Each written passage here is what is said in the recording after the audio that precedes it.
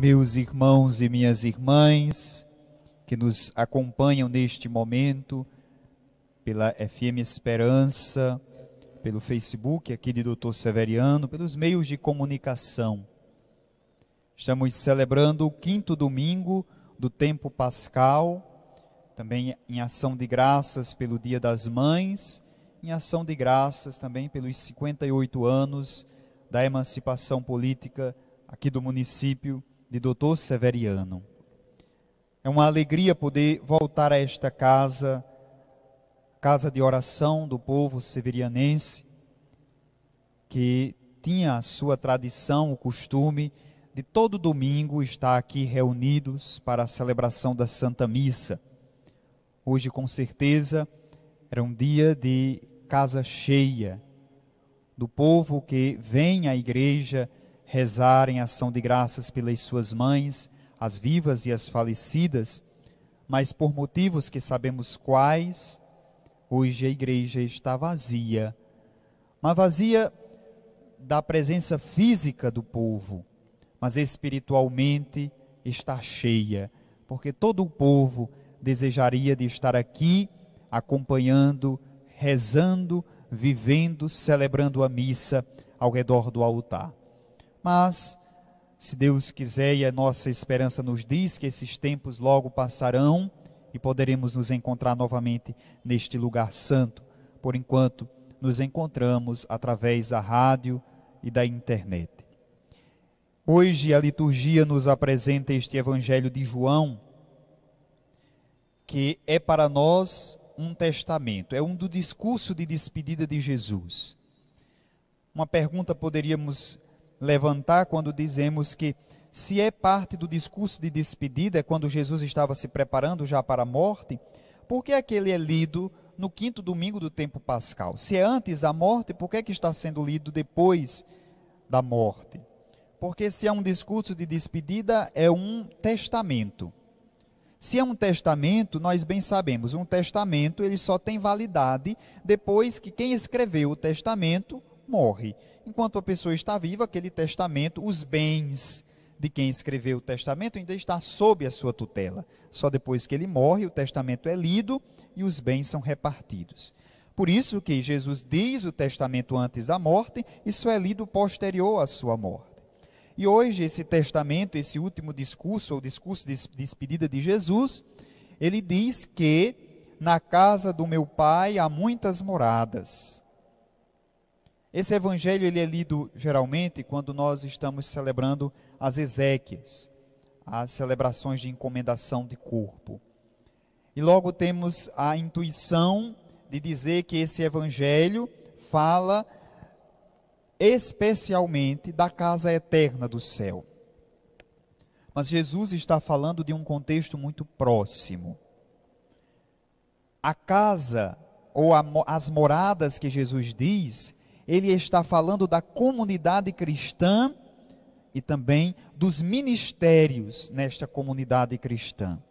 Jesus está falando do seu período pós-pascal, daquela comunidade que deveria se instaurar e deveria ser no meio do povo, moradia, espaço para que o povo pudesse habitar enquanto caminha para a morada eterna. O grande problema é que tem muito cristão que só quer saber da morada definitiva e esquece que o percurso até chegar à morada definitiva, nós precisamos de moradas provisórias para passar o calor dos dias, das dificuldades, dos sofrimentos. E essas moradas temporárias são as comunidades, são os ministérios que o Senhor convida a inserir-nos, a estar neles. Por isso o termo paróquia. O que é uma paróquia? Paróquia vem do grego paroikia e significa casa do estrangeiro. Ou seja, a paróquia é o lugar que nós, enquanto estrangeiros, enquanto não chegamos na casa definitiva, nós habitamos nela. Mas nós não viveremos para sempre na paróquia, nesta casa do estrangeiro. Nós estamos de passagem, aprendendo, ouvindo a palavra de Deus, comungando, crescendo espiritualmente para chegarmos à morada definitiva. Mas é preciso compreender que essas casas, essas moradas que o Senhor está falando, são aquelas que Ele nos apresenta no dia a dia. Quantas vezes nós não somos convidados a estar na casa da catequese, na casa da pastoral da pessoa idosa, da pastoral da criança, na liturgia, no canto, nos leitores, na vida missionária, ou seja, nas diversas moradias ministeriais que o Senhor apresenta a cada um de nós e que convida que estejamos nesta casa. O Senhor prepara e quer que estejamos. E nessas casas espirituais, nós aprenderemos, descansaremos, caminharemos para a casa definitiva. Aí sim, a morada definitiva. Mas antes disso, nós precisamos acreditar e aderir e estar presente nas moradas agora ministeriais. Isso aqui nos é apresentado na primeira leitura de hoje dos Atos dos Apóstolos. Hoje é apresentado um primeiro grande conflito nos Atos dos Apóstolos. E vocês lembram, no segundo domingo do tempo pascal, Lucas apresentava a comunidade perfeita. Os cristãos tinham tudo em comum, dividiam seus bens, como diz aquele canto, todo mundo vivia a fraternidade, o amor, a união. Hoje parece que, como dizemos no ditado popular, parece que a cumbuca virou, não é? Hoje ele apresenta um conflito, um atrito, e ele vai dizer que esse atrito vai acontecer dentro da comunidade, mas esse atrito não é muito visto, ou a olho assim, quando olhamos é necessário estudar um pouquinho, e lá existia um conflito entre dois grupos da comunidade cristã nascente. Os judeus e aqueles que eram os helenistas. O grupo dos judeus era o grupo daqueles que nasceu em Israel, que era judeu de família, ou seja, eram apegados à lei, eram muito radicais na lei de Moisés. Por outro lado, os helenistas, que eram judeus também, mas que eram de outras terras, que tinham tido contato com outros povos, por isso eram mais liberais.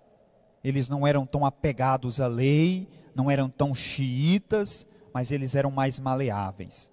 E aí começa um atrito entre esses dois grupos, e aí os apóstolos é quem devem resolver. É tanto que o problema aqui será na divisão dos bens. Se lá no início víamos que a comunidade vivia a fraternidade e divisão de bens, agora começa a dificuldade.